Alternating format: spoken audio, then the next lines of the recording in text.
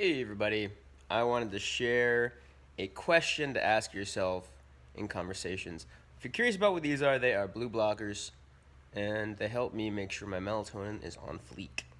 Because at night, melatonin rises when you. So I've heard different reports. Some reports I've heard said that when there's the absence of blue light, and other reports are saying when the light's dim and bright light of any color will fuck up your melatonin. Either way, these dim the light and they block the blue. They're an amber color.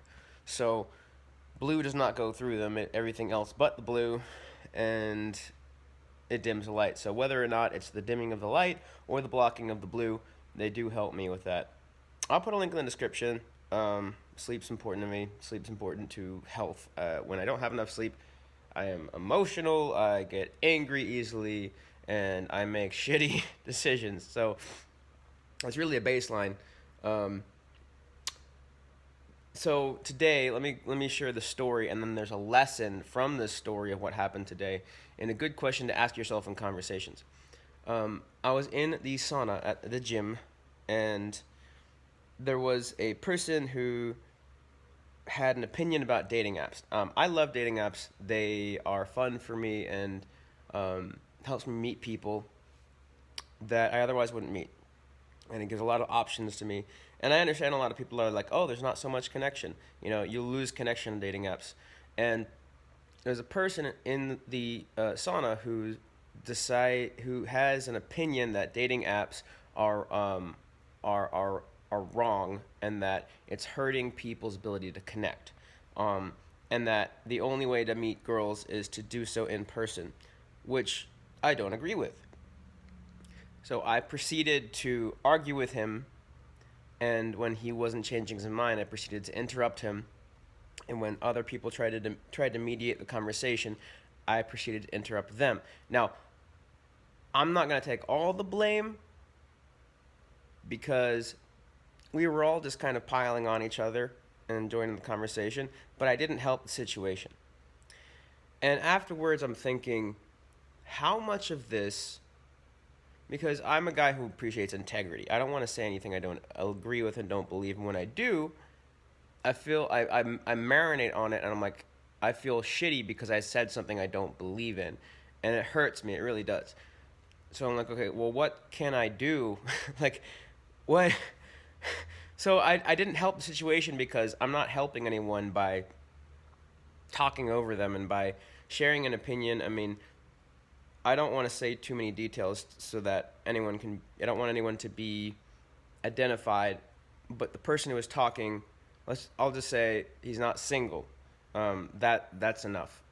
Person I'm talking is, he's not in the dating pool at the moment. So even if I was to change his mind, it doesn't really. Maybe it helps him. Like if the relationship doesn't work out, then maybe now he has more options and now he sees the benefit and can do both meet people in person and in dating apps.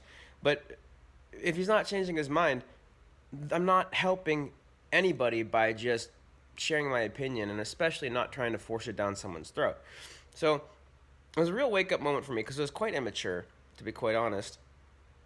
Because it doesn't matter. Like I can think what I think, he can think what he thinks, and what he thinks doesn't affect me. The right situation, the right move in this case, in retrospect, would have been to keep quiet, let him say whatever he said, maybe ask him a couple questions to see if he's open to some feedback on his views. And if he's not, don't say anything. Just sit back and let him talk. Maybe journal, because I always have my journal in the sauna. And then, if I'm asked directly about my opinion, then be honest about my opinion. But other than that, it's not necessary for me to say something that won't be heard and won't help anybody. And that's the takeaway I got from this, is I realized that it's not my job to change anyone's mind, even if I think that their opinion might not be correct. I mean, what's not in my fucking life? So it's a real wake up moment for me in how big my ego can get when it's unchecked, when I'm not being asking this question that I came up with for this vlog. This question to myself is what I'm saying useful? There's another word for it. Is what I'm saying needed? Is what I'm saying adding something to the conversation? Am I opening up about myself in a way which helps form connection? Am I asking questions of them which allow them to open up? Am I bringing an interesting opinion to the table that adds more to the conversation? Am I connecting dots that add more to the conversation? Am I saying something that brings more to the table? Because if I'm not, if I'm doing it just for me and I'm taking away from them, well, that's not really helpful. It's not really helpful to the conversation for me to just serve my own interests at the detriment of their interests. Now, there's a difference between, like, sometimes you might have resentments against somebody, and it's important to share those resentments. But even then, you're still doing it for the relationship, because if you didn't and you built resentment, then your relationship with them would suffer. So, yeah, in a way, you're sharing something, resentments that you have that might be hurtful for them to hear, but you're helping the relationship between you two. So even then, you're still you're still adding value to the conversation by sharing your true feelings in an effort to get over them and move forward with this person. So it was just a wake up call for me to realize how important it is in conversations with people to um, to have a understanding of the overarching situation. To the person, if you're watching this, I apologize. I was out of line. I agree. What I said, I'm not going to take that back because I agree with what I said and I disagree with your opinion, but that doesn't mean I should have. It wasn't my place to interrupt and to try to change your mind. That's not what I should have done. I should have kept quiet and let you talk and if what I would have said would take away from the conversation, which it seemed it did, then I should have kept quiet. So that is my own lesson from this to go forward. So I hope this helped you. A little bit of advice for social situations and relationships, and learn from my mistake. Don't make the same mistake. I can get pretty hot-headed sometimes when I'm getting a lot of positive feedback. Sometimes I let it get to my head. I stop caring about being socially calibrated, and I can get pretty egotistical and cocky.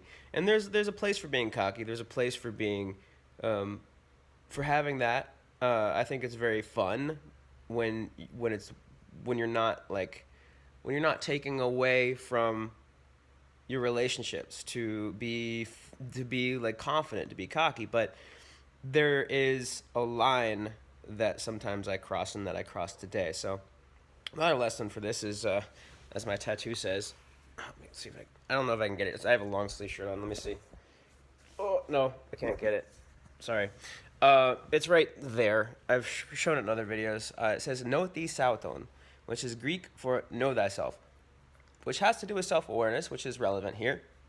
But it also has to do with humility and killing your ego, because know thee sauton was inscribed at the Oracle at Delphi in ancient Greece. And modern day people take the words know thyself and they take it to mean self-awareness, which I love. But they also, at the time, what it really meant was know your place, because you were walking into the temple of the high priestess at the Oracle at Delphi, and she is in touch with immortal beings. You mere mortal, know who you're talking to, know how humble you need to be in this temple. And so it's really just check yourself before you wreck yourself. It's essentially what it was. It was like a rule, like reminders. It's kind of like just a rule thing, like a rule board. As you'd walk in, there are these rules that you're like, hey, check yourself before you wreck yourself. But in ancient Greece. And there's a lot of wisdom to that, because sometimes your ego can get too big. So there's a couple lessons in this. I'm only going to put the lesson of the first lesson in the headline. This will be like a little bonus if you keep listening.